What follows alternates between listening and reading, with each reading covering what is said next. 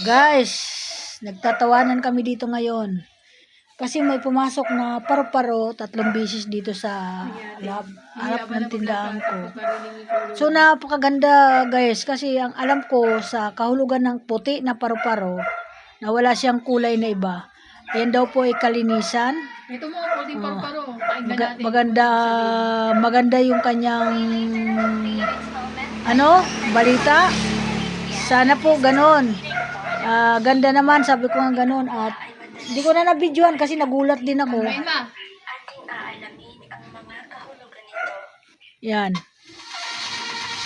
Pinapakinggan namin sa kasi mayroon kami pinapakinggan diyan tungkol sa paru-paro. Nasaan na? Sa aking channel, i-click mo lang ang subscribe button at i-hit ang notification bell para lagi kang ma-notify sa mga susunod kong video. Ikaw ba ay madalas nang tapuan ng puting paru-paro?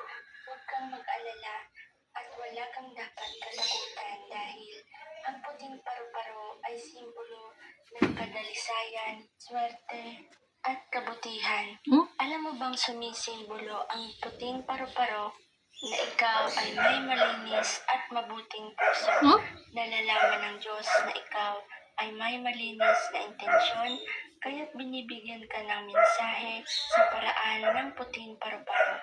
Ang unang sinyales ng puting paru-paro kapag dinapuan ka nito, mula ng pagkagising mo sa umaga at pagmulat mo ng mata, ay may dumapo sa iyong puting paru-paro.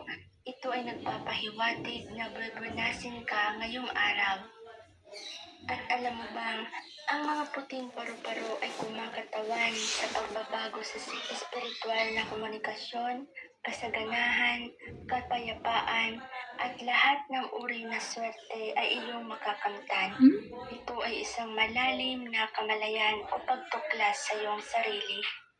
Ang pangalawang sinyales, ito ay ang makakita ka o nadapuan ka ng isang kukon ng butterfly. Alam mo bang ito ay isang positibong sign sa mga bagay na ikaw ay magsisimula sa realidad? Maring ito ay kumakatawan sa panibagong trabaho o isang bagong proyekto. Okay, napakinggan natin mga guys. So maganda daw yung kahulugan ng puting paru-paro. Bago sanggol? May isang tao. Iyan. Baka magkaroon ka ng... Ang tao?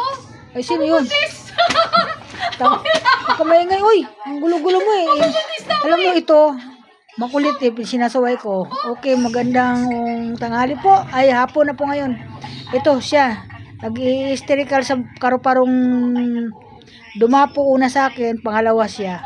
Sinyalis po yon na kagandahan na balita. Yan po yung mga guys. Okay, welcome to vlog. Salamat sa lahat. Magandang hapon.